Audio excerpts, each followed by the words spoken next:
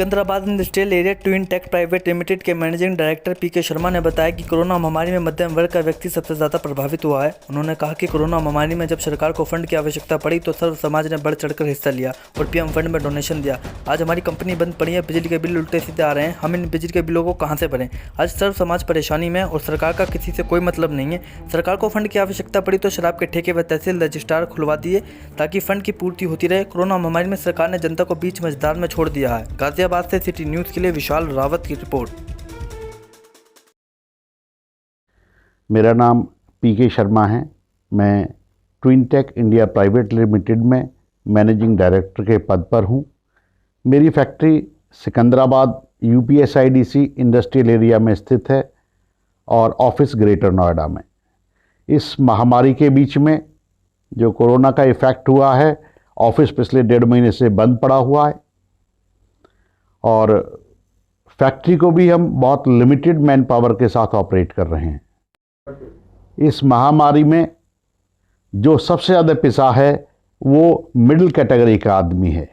जो lower category का आदमी है उसको सरकार खूब भरपूर प्रयास मदद कर रही है और जो अपर कैटेगरी का आदमी था उसके पास सारी सुविधाएं पहले से मौजूद थी, उसे कोई परेशानी नहीं। लेकिन जो मिडिल कैटेगरी का आदमी था उसको ना तो सरकार देखभाल कर रही है और ना ही उसके पास इतना सक्षम था अपने आप में कि वो 1.5 महीने तक बैठ करके खा सके। आज सबसे ज़्यादा अगर पिस रहा है तो मिडिल कैटेगरी है।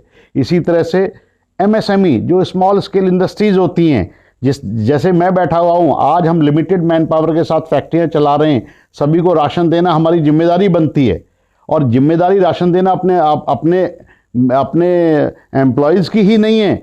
जब पिछला लॉकडाउन हुआ था तो सरकार ने मुंह कह कर के मांगा था कि हमारे को तवज्जो दो, हमारे को पैसा चाहिए इस महामारी में। तो जितने भी स्मॉल स्केल इंडस्ट्री जो व्यापारी गण थे वो बढ़ चढ़ के उन्होंने हिस्सा लिया था और अपना अपना योगदान अपनी सक्षमता के हिसाब से अच्छा खासा पैसा पीएम फंड्स केयर के अंदर दिया था। आज हालात ये हो रही है कि स्मॉल स्केल इंडस्ट्री जिसके पास कोई काम नहीं है, पिछले 3 महीने से बैठे हुए हैं, बिजली का बिल नियमित ही हमारे को भरना पड़ रहा है। सारे खर्चे हमारे जो फिक्स थे वो हमारे फिक्स खर्चे हैं। हमारे को ना सरकार से कोई तवज्जो मिल रही है और ना ही इस आपदा के अंदर किसी भी तरह की सपोर्ट की हमारे को सपोर्ट मिल पा रही है सरकार की तरफ से। हम उम्मीद करते हैं कि सरकार हमारी तरफ से मिडिल कैटेगरी को खास तौर से ध्यान देगी। आज देखिए मिडिल कैटेगरी बंद पड़ी है, फैक्ट्रियां बंद पड़ी हैं, मैन पावर नहीं है हमारी। आधी मैन पावर हमारी जा चुकी है, अपने अपने घर में जा चुकी है। जो मशीनें चलना चाहती हैं मशीनें नहीं चल रही हैं, रॉ मटेरियल अवेलेबल नहीं है, सारा मार्केट बंद पड़ा है और जो मटेरियल हम लोगों ने बना लिया वो मार्केट में कंज्यूम नहीं होगा तो कहाँ हम उसको बेचेंगे जा करके।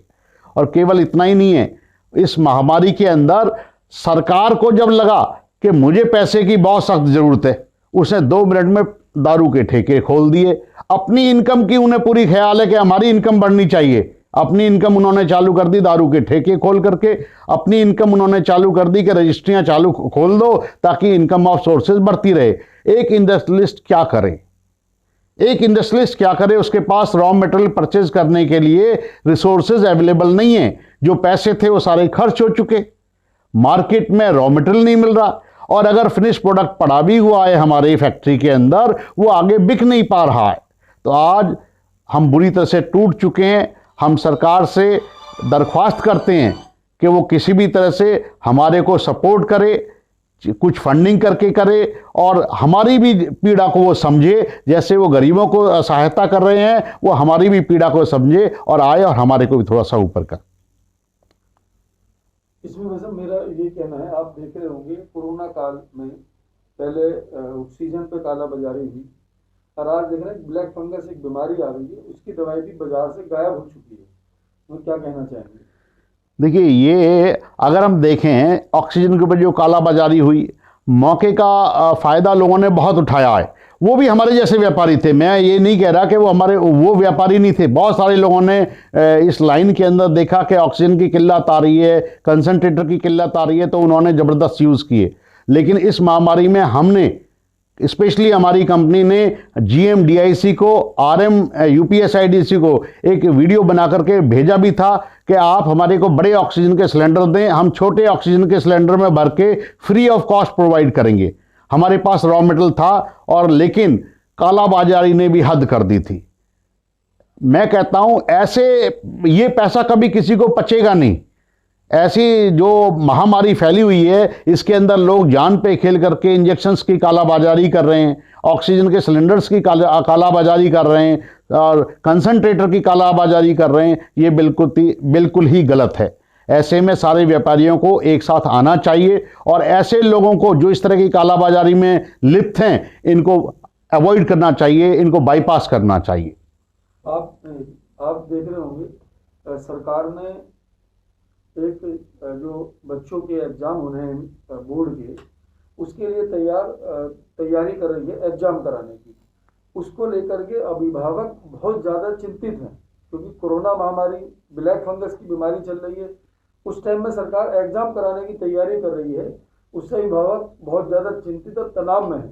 इसमें क्या कहना चाहेंगे? देखिए, ये जो अभी एग्ज़ाम की चर्चा चल रही है कि 12th के एग्ज़ाम होने चाहिए नहीं होने चाहिए, नो डाउट 12th के एग्ज़ाम अगर नहीं होंगे तो आगे कॉम्पिटिटिव एग्ज़ाम्स हैं उसके ऊपर मेजर इम्पैक्ट पड़ेगा। और जो हाई क्वालिटी के बच्चे हैं जिन्होंने इतनी तैयारी करी है, अगर वो नहीं जाएंगे आगे तो वो बीच में आप फिल्टर नहीं कर पाएंगे कि कौन बेस्ट है और कौन नहीं। लेकिन साथ ही जो कहा जा रहा है कि तीसरी वेव बच्चों के लिए ज़्यादा खतरनाक है, उससे सारे पेरेंट्स, सारे अभिभावक डरे हुए हैं।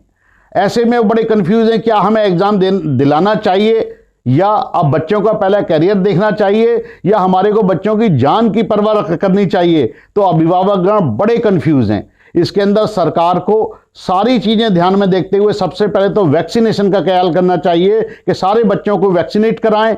उसके बाद अगर लगता है तो सोशल डिस्टेंसिंग मेंटेन करते हुए पूरा उसकी सुरक्षा को देखते हुए ही एग्जाम कराया जाए, अदरवाइज कोई ना कोई और अल्टरनेट उनको सुझाव करने चाहिए। इस महामारी के अंदर व्यापारी जो जीएसटी भी जमा कर रहा है, पिछले महीने देखें तो सबसे ज़्यादा हाईएस्ट जीएसटी का कलेक्शन हुआ, करीब 1,45,000 करोड़ का कलेक्शन किया गया, सबसे ज़्यादा।